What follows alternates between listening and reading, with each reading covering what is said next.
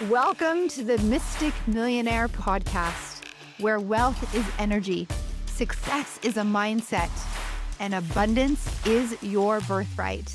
I am Danielle Amos, your host and mentor, here to help you unlock prosperity, embody confidence, and manifest a life you love. Take a breath, align with your truth, and let's manifest millions.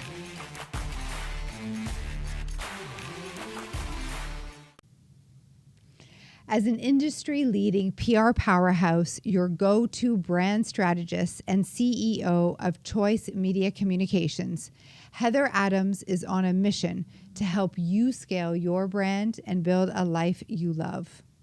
With more than 25 years of experience, Heather has launched more than 150 New York Times bestsellers and led companies to 8 figures.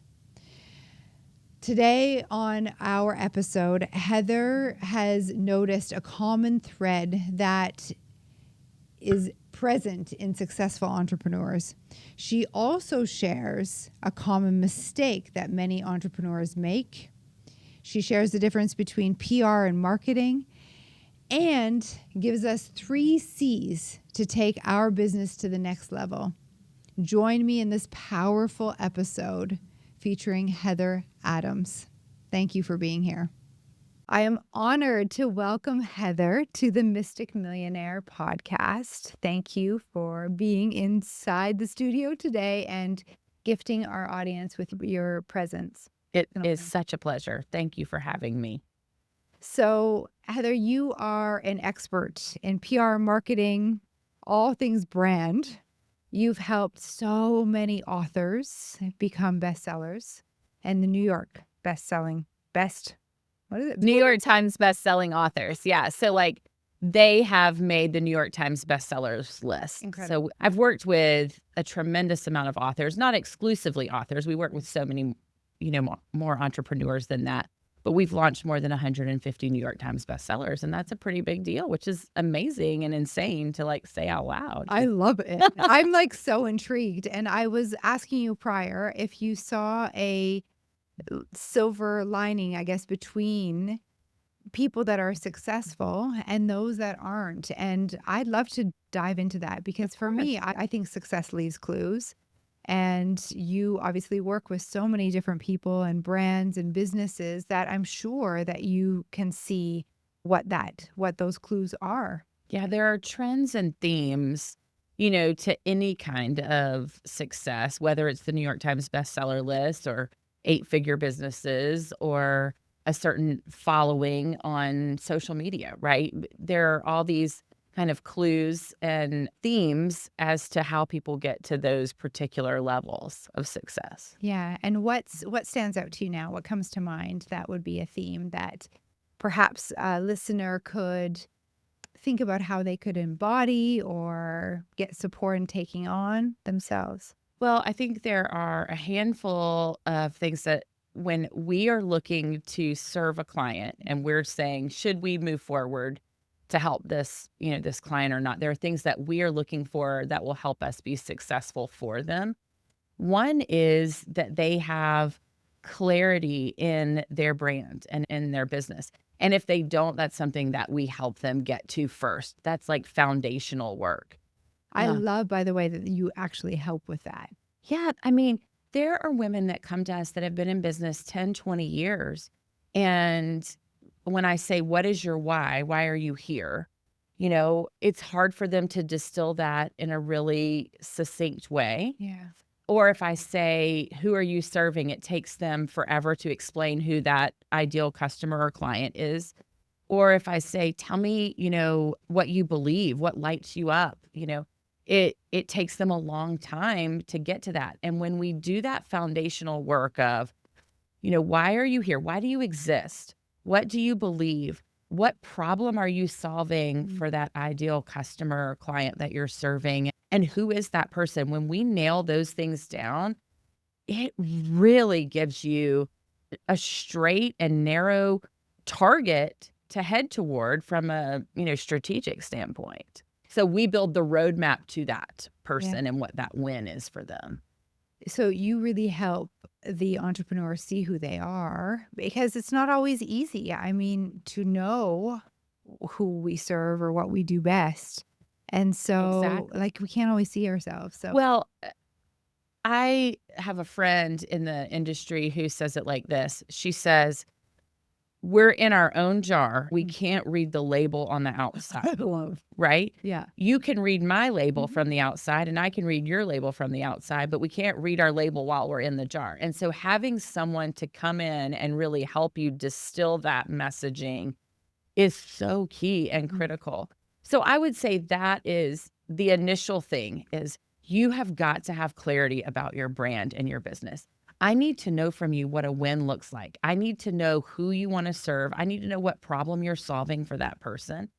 And then that helps us build, the strategy moving forward. Love it. And you earlier when we were talking behind the scenes, so for those of you that are subscribers, Heather and I got started and you gave me 3 C's. Oh, yeah. Yeah. What are those 3 C's? So you just said one of them, Claire. Well, so I would say, in any brand or business, I want people to do 3 things. I want them to be clear, concise, and compelling.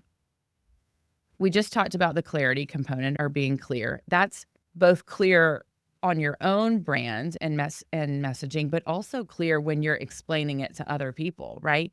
If it takes them, if they are asking 45 questions because they don't understand, then you're not being clear. Concise is, I would say, probably the most challenging for most people.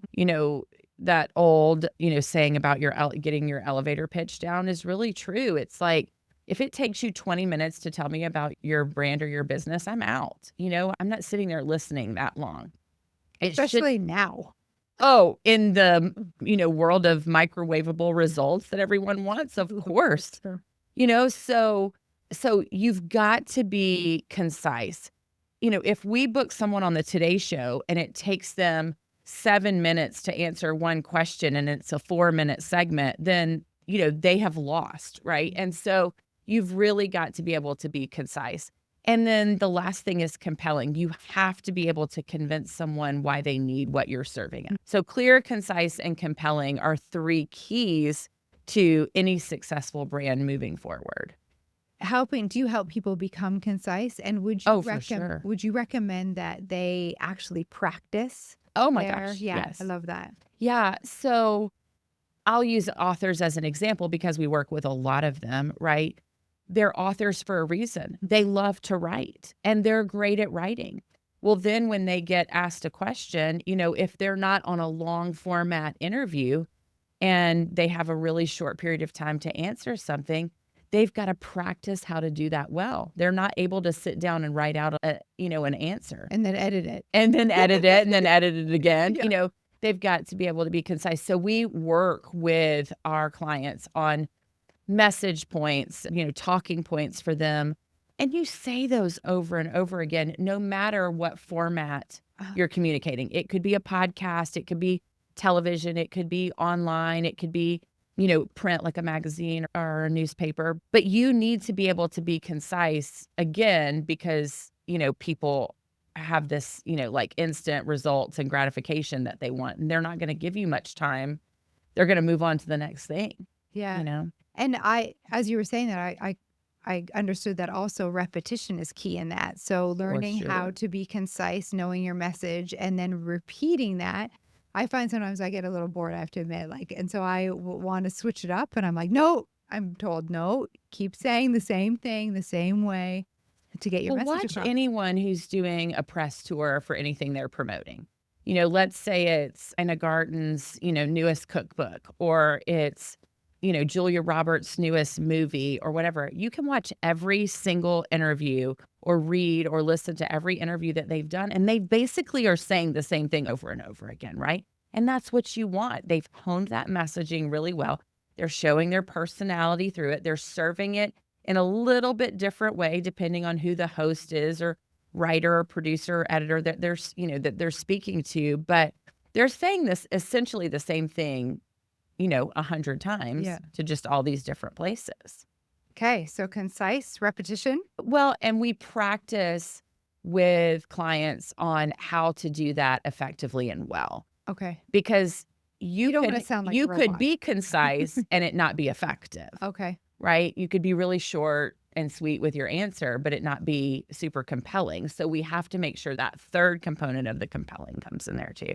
Okay, let's talk a little bit more about compelling and how can we help some of the listeners build a compelling message? What are some of the steps? Well, ultimately, I like to think about who the end consumer is. Okay. So if we're pitching People Magazine and I'm pitching an editor trying to convince them to have a client in the pages, I have to be thinking about the reader of People Magazine, not that editor. Got The editor is serving the reader of the magazine, and that's who I'm ultimately serving to. So what you want to think about when you're pitching a media outlet is who is the end consumer? Who's listening to this podcast? Who's reading this magazine? Who's watching this TV show? Whatever the format might be. You have to serve that person. So if you're pitching the 8 a.m. hour of the Today Show or the 10 a.m. hour, that's a different person, right? Yeah. And so if you're pitching the 10 a.m. hour, you have to think about, okay, who is that person that's watching Jenna and Friends? And how is that person, how am I caring for that person well? What does that person need that I can serve them?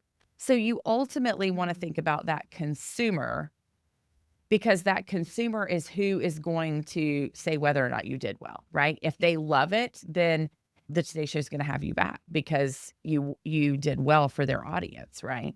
Yeah. And so my brain is ticking. So Yeah. how does the Today Show know what are their metrics? Is it the viewers? Is it comments that they're receiving? Like what specifically are you looking for? Well, it's a variety of things. Obviously, it's viewership, it's engagement with their audience, it's the response that they receive from the viewers, or if it's in a different format, like let's say they put it up on TikTok, like a segment or something, what kind of engagement are they getting around that? If the producers, when the segment is being filmed, love you and the way you come across, if the host engages with you and like, oh my gosh, you're terrific, like I've got to have you back. Like there are a lot of different means to the end, but ultimately they know what they're looking for. And if you go in and deliver it and win for their audience, then they're going to be ready to have you again. Yeah.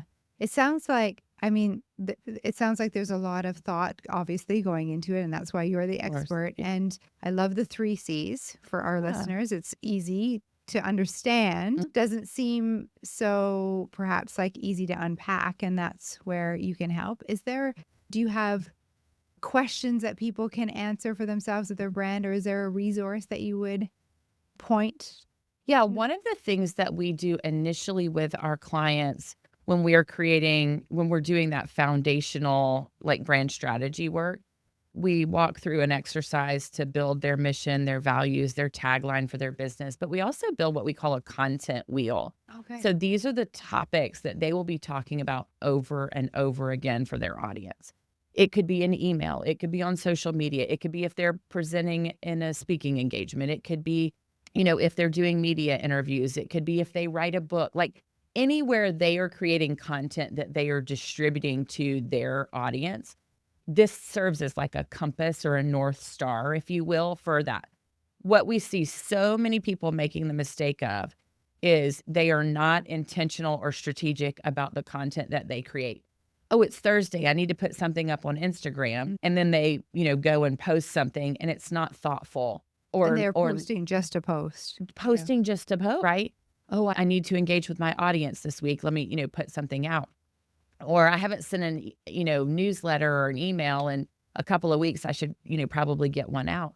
And so instead, this gives you, a guide on what are the topics you are going to be known for, that no matter what format or method you're disseminating the information, it's what people can come to rely on you for, instead of talking about 85 different things. Yeah, I got that. So how many different topics would you recommend is on a list like that? Well, so we suggest you have 3 to 5 content pillars. Those are your big buckets, like your big, categories. And then you could have subcategories off of those things. And you might have, one of mine is obviously, communications. And off of that, I could have, PR be just one of those communication subcategories. Well, I could have 85 different things I talk about connected to PR, how to have an effective and compelling subject line, how to pitch media, what's the right media for you? What if you find yourself in a crisis? How do you, navigate a crisis? Like all of those are elements of public relations, right? And I could talk about that. But my overarching big content pillar is communications. And so you want to have 3 to 5 of those. You don't want to have any more than those. I love to have 3 because 3 are easy for people to remember. Yeah. I know Danielle talks about these 3 things. I know Heather talks about these 3 things. And that makes you relatable and people wanting to come back because they come to know, hey, this is what she's always talking about, right? And so under those 3, there can be many things. And that I'm thinking of myself as very creative. And I mentioned getting bored a little bit earlier. So I'm often being like brought back in. Remember what you're up to here. But like mindset might be one of your 3, right? Yeah. And off of mindset, you could have a bunch of different categories. But mindset is your overarching, like 30,000 foot view umbrella category. You would want to have no more than 3 to 5 of those. Yeah, got it. And then how do you determine do you help your clients determine what comes next? Yes. I love that. Absolutely. Because you could still get in the weeds and minutia with it, right?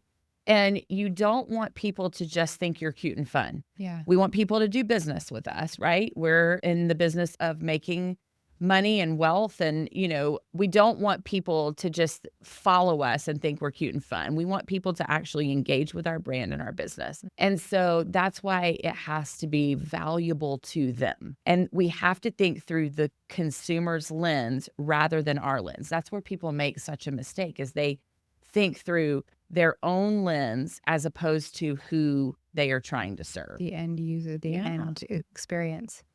That's really good. I think about for myself, I'll just kind of tell you what I do. I think about that ideal client and like you said, her problem and where she is. And often it's where I was. And so I go back and I remember what it was like and what I wish I knew or what someone told me or wish I like your best lessons learned. Like, hey, don't repeat this. Let me teach you differently. Yeah, absolutely. And then go then and create content for that person and knowing or envisioning where they'd like to go. So it's not always focused on the pain or where they are now, but what's possible for them. Yeah, absolutely. Yeah. Well, and I think that makes us relatable so much and endearing to a potential customer or client is if they feel like we have navigated what they are walking through, as opposed to somebody wagging their finger at them and don't do this, don't do that.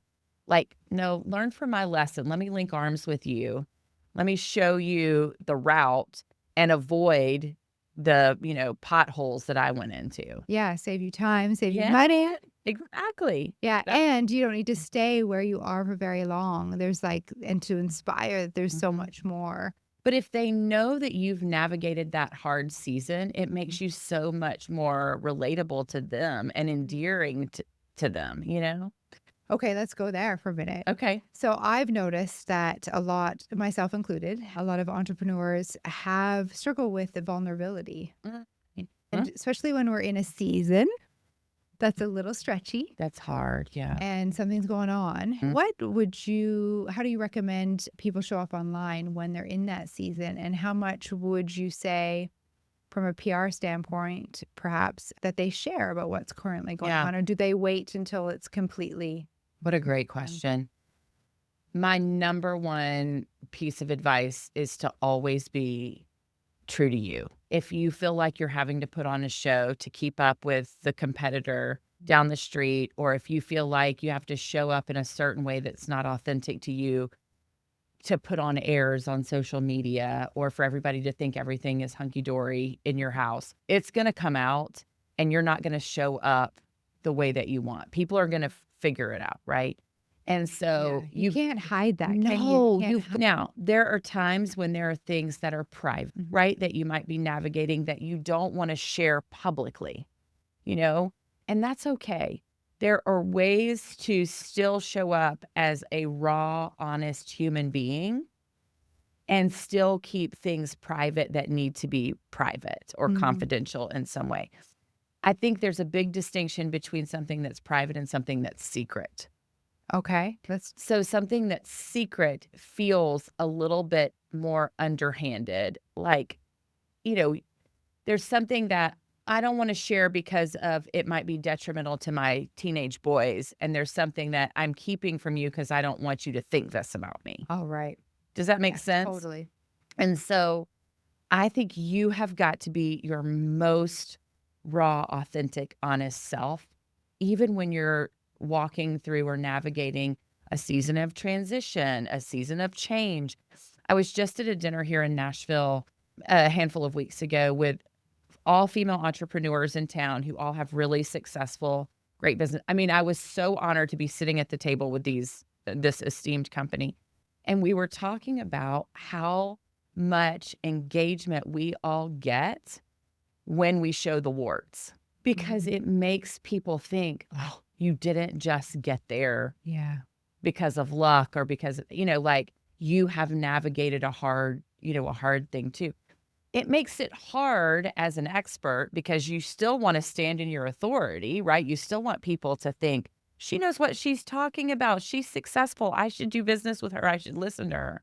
But then when you share parts about you that are hard or difficult or challenging or something that you've navigated that didn't go well or something that's failed, you're being honest, but you don't want that to jeopardize people listening to you as an authority, right? And so there's that juxtaposition. Yeah. And I find that when you are true to you and you show the failures, that people appreciate that even more because of the connective nature of being a human being.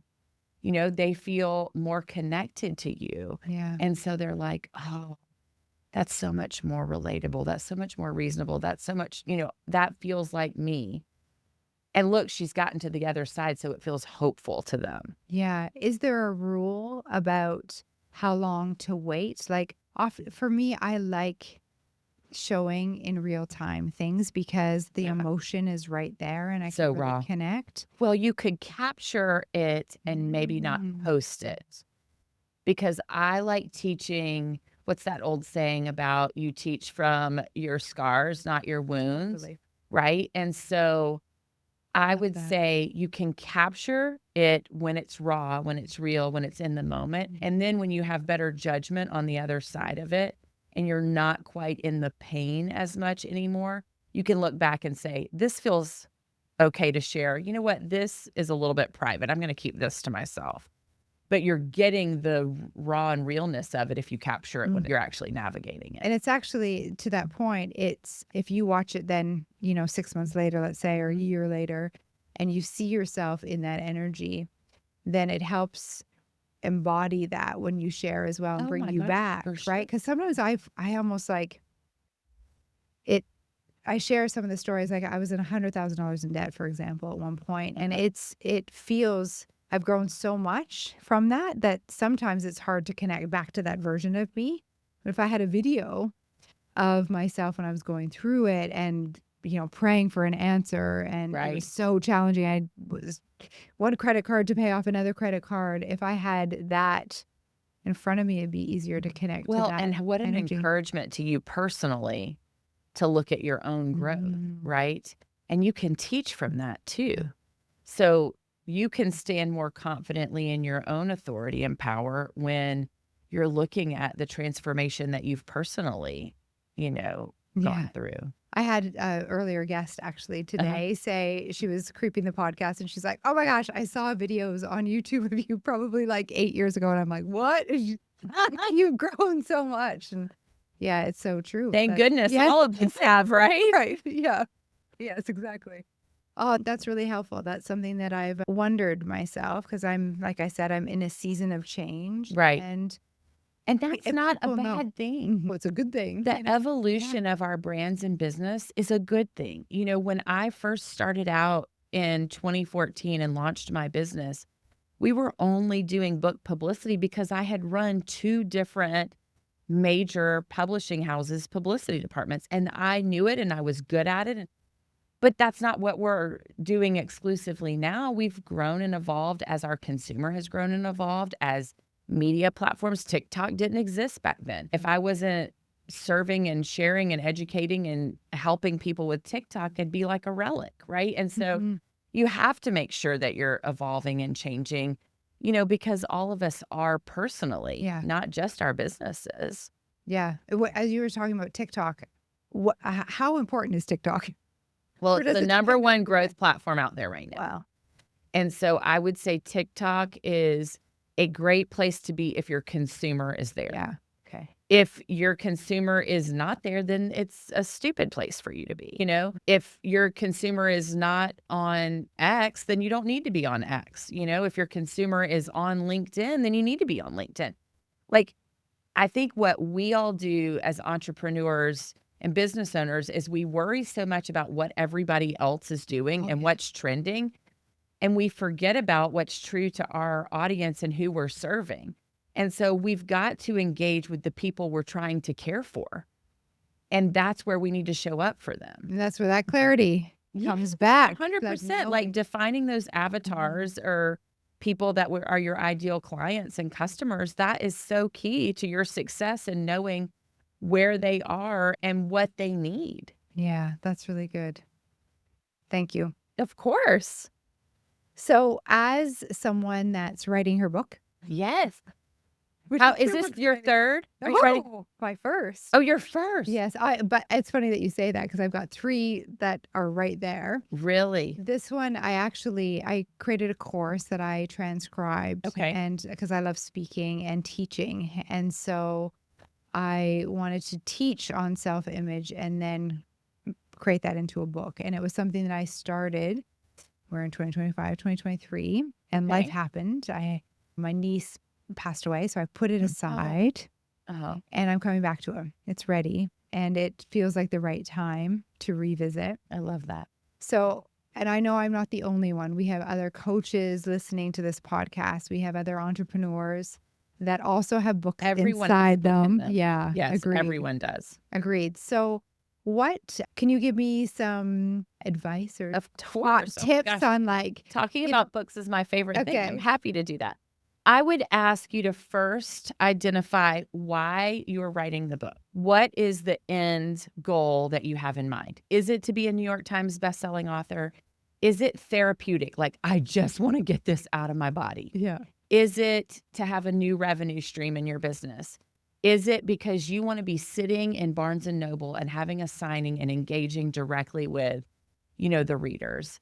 What is the reason you want to have that book to, some people it's just, hey, it's going to be my business card, calling card. Everyone who's a speaker and hosts a podcast has a book. So I feel like I need to do that too, so that I have it. Like, you need to identify what the reason is first, because if we know what the reason is and where you're hoping to go, then we can back into the strategy for developing it. If it is just therapeutic, you just need to get it out of your body, the strategy for developing that is a lot different than if you want to be a New York Times bestselling author. If it is because you need another revenue stream in your business and you want that to be a 6-figure or more revenue stream, then there's a specific strategy that needs to be developed for that. So that's where I would go first. Got it. The second thing I would say is you probably have 85 ideas of what you could potentially do, right? You need to select one that is the most powerful to be the first one, because you may not get a chance for a second. Got it. If your debut book does not go well, the chances of you having a second opportunity are really slim. So you want to make sure that you go out with the best, most compelling, biggest opportunity messaging wise, right? Out of all those options, like you probably have one that's really personal, like I would love to write on this, this message. And then you have one that will really serve and help people. And then you have one that's like, you know what, this is my core message for my business and the people I serve. Well, out of those 3 options, I would tell you to go with the core message, right? The one that is what you are teaching people day in and day out. It's why your clients are coming to you. It's what you're teaching them. Like, that's what I would start with, because you've experienced success with that to date, right? Yeah. In the teaching that you're doing. So you really have to think about, okay, what is the first message that's the strongest, most compelling one that I can write about and go out with that? So those are Love two it. things Love it. to start out. Why do you want to do it? And then, at the end of the day, what's the message that's the best one to start with? Amazing. Yeah. Thank you. That You're was like welcome. so clear. Of course. I'm happy. You can pick my brain anytime about that Thanks, stuff. Heather. Yeah. Amazing. So let's talk about PR and marketing, because Okay. I think, as we were talking about earlier, there's some misconceptions and maybe people don't Yes. know the difference between those Sure. two. You want to break it down a little Yeah. bit? So the long and the short of it is marketing is paid and PR is earned. Yeah. So marketing would be like if you place an ad on a website, you control when that ad goes, who it goes to, what day it goes, what is in the ad, like all of that, right? You have ultimate control over that advertisement, who it's distributed to, what media, are you putting it on a podcast? Are you putting it in a newspaper? Are you putting it on a TV show? Are you putting it, like you control where that ad goes. There's so many aspects of marketing. There's paid ads, that is one element of marketing. But marketing in general is paid for. Got it. And there's a lot of control over marketing. If you do email sequences to people, you control what's written, you control who receives the email, you control what day it goes out, you control what the design of that email is, all of that. That's another marketing tactic. But again, it's controlled. Okay. Public relations is an earned perception. Ultimately, what the public thinks of your brand, your business, your persona. And so it involves a whole lot of different things. Most people think of PR when they think of media relations, like somebody is, on Good Morning America, somebody is on ESPN, somebody is in the New York Times, somebody is on Lewis Howes' podcast, right? All of those are, interviews that someone has done with one media outlet. And that's what most people think about when they think of PR. But PR is so much more than just that one element. Brand strategy, the brand persona, the voice and tone of a brand, that is all part of public relations. If there's a crisis communications, crisis management, that's all part of public relations. But again, it's earned. So if someone does an interview with a media outlet, let's just use People Magazine as an example. If somebody is interviewed in the pages of People Magazine, that is earned media coverage, as opposed to somebody who buys an ad to run in People Magazine, which is marketing, right? The interview, you have influence. The ad, you have control. Got it. So I like to think of it that way. In PR, we have influence. In marketing, we have control. Good. Yeah. Yeah. And PR, as far as has more value, I would assume, because That's the exactly consumer. right. It is the end consumer. It carries more weight with that end consumer because they feel like it's not biased, right? Of course. Because I didn't control what that interviewer asked me and how I responded. They chose to interview me and I'm in these pages or I'm on this podcast or on this TV show or whatever it is. Whereas if I paid for the ad, that's like when you see, let's say it's an ad for like a moisturizer and it says advertisement on it, that company bought that, as opposed to the beauty editor of that magazine saying, this is her favorite moisturizer that she's using right now and she wants to let everybody know about it.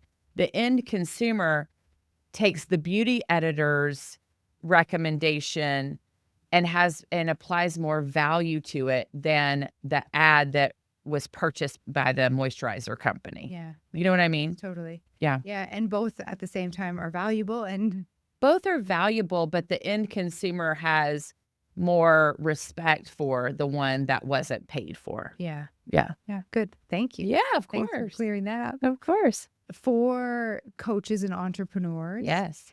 would you recommend that they focus on one side over the other? So, for example, or like start with marketing and then go into PR, or is there a time, or like even a new author, or are they both? Well, important to invest in. what anyone needs to be doing initially is building their own platform, Okay. right? And what I would tell you to do is you want to build the strongest foundation possible. So you want to start with things you can control. You can control your website. Yeah. You can control your email. People have opted in and said, I want you to send me an email, right? However, you've gotten that through whatever lead generation you've gotten their email. They've said, I'll exchange this email for whatever it is you're giving me. And so those two places are places you can control. So if Instagram goes away tomorrow, you can still communicate through your website and communicate through email, right? So what I always advise clients to do is to start with the strongest foundation possible, which is I want to build my platform where if all these other places go away, I can still communicate with my audience. That's where you need to start. Do we want you on Instagram? Do we want you on TikTok or YouTube or LinkedIn or wherever? Of course we do. We want you on the right places for your audience. But if you're beginning and you're building, I want you to build your brand foundation and your platform the strongest way possible, which is, I mean, we've had that happen earlier this year. We thought TikTok was going away, right?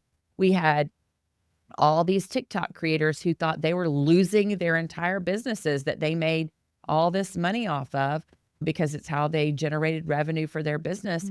And they thought it was going away entirely because they didn't have any kind of backup. Yeah. They didn't have emails. They didn't have a website. They just did everything through TikTok. Well, that's not a smart business. So you don't want to find yourself in that kind of predicament. And so it doesn't matter the industry you're in. Yeah. That's where you need to start. And if you're launching a book, for example, you want your platform to be ready to click purchase when that book is available. So all those months leading up to that book release, you want to be building that platform and engaging your audience and getting great content out to them so that there's this pent up demand for the book when it's time, as opposed to waiting until the book is available to talk about it, right? Yeah. Which is what I would have told you 20 years ago to do. Yeah, that's huge. And I've seen colleagues get kicked off of a certain platform, whether it's Facebook or Instagram, and lose their accounts and not having the email list. Yeah, they don't have anything as a backup. Yeah. It's crazy. Yeah. So that's where I would want you to spend your time and money and energy initially, is building a really great website and email database. Love it. Thank you. Heather, thank you. Yeah. Well, are there any last words of wisdom, knowing entrepreneurs, coaches listening, females really have this, our listeners know that they're made for more. Yes. And they are used to hustling and doing it all themselves. And this advice, what you've been sharing today has been so useful. Thank you. I'd like to know if you got any last words of wisdom for them.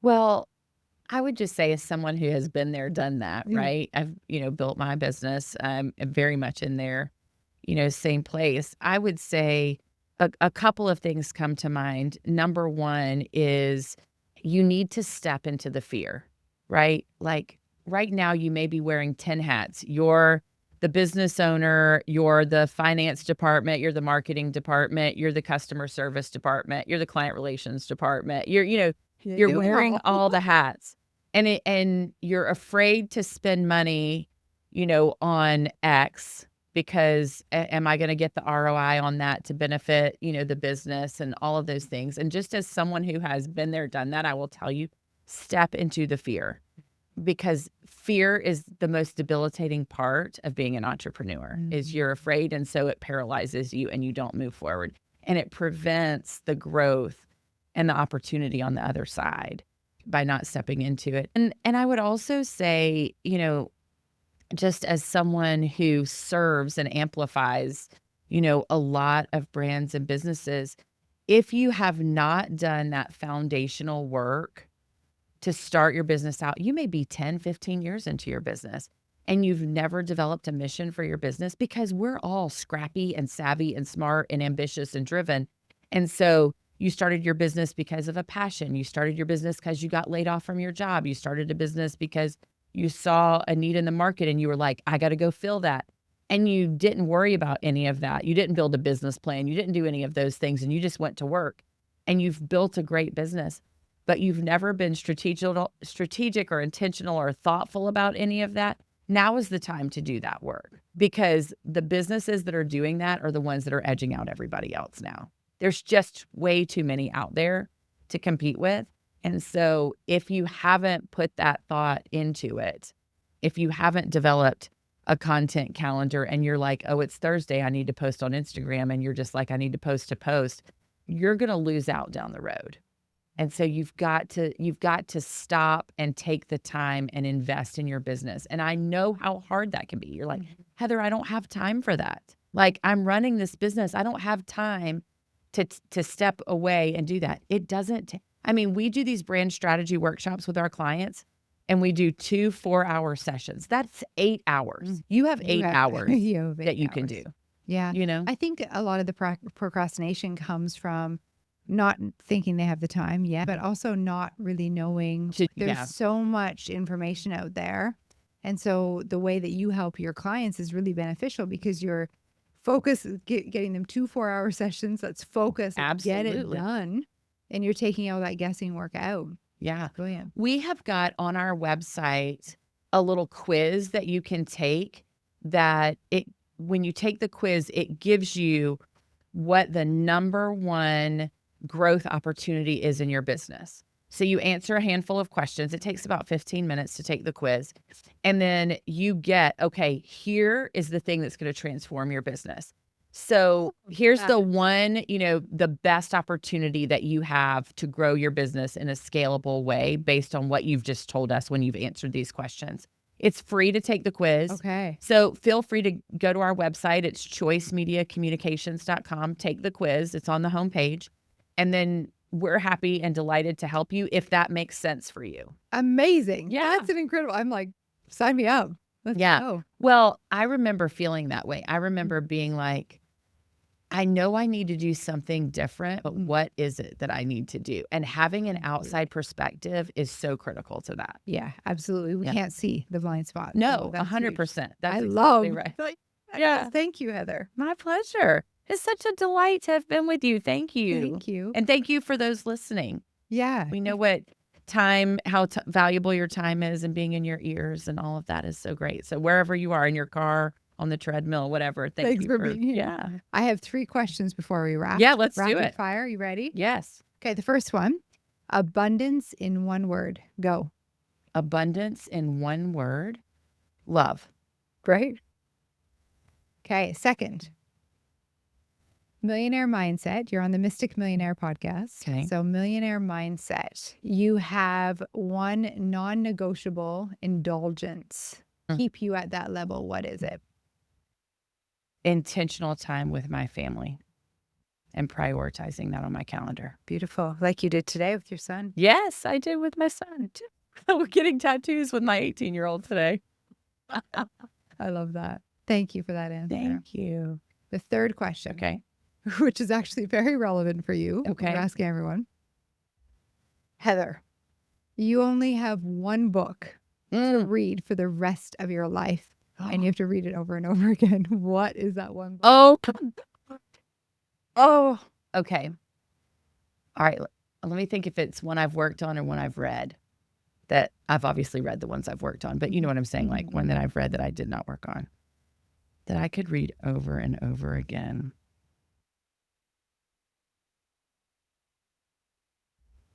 Okay.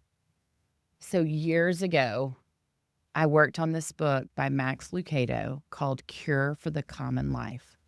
It absolutely changed my life personally, even though I was working on it professionally. And I think if I only could read one book over and over again, it would be Max's Cure for the Common Life. Yeah, it has 2 dogs laying on a couch on the cover. And it basically teaches you how to live in your sweet spot your whole life. Your vibration completely shifted when you got present to that book. Yeah. It transformed my life. I was really young when I worked on it. I was learning a lot about myself as a, professional, and it changed me personally. Plus, I did a really good job on the book campaign. And so it gave me the confidence that I knew what I was doing and I was good at this, that I felt like I was work that I was created for. And so I think it had like a variety of outcomes for me. You know, it was like personally, it taught me so much about what my sweet spot is in life, but then it gave me the confidence to know that I could do it. And he is as good of a human being as I could ever work for. I mean, I would jump in front of a bus for him. He is just an incredible man. And so it doing well for him also was wonderful. So I would, and it's an older book, but I would highly recommend it to everyone. Thank you. Thank you. That's a hard question. We read a lot of books. Oh, me too. That's why I'm asking it. I'm a one-line in human design, so I love books, and I have a library. It's like been one of my dreams to have a library in my house. Oh, yes. So thank you for that. That was fun. That was great. Heather, thank you. I'm honored to have you in the studio. That was really helpful. Good. Really helpful. Thank you. I received for sharing that wisdom. And I believe that this is just the beginning. I'm just so we'll have to figure out what the next what the next thing is. Thank you for being here. My pleasure.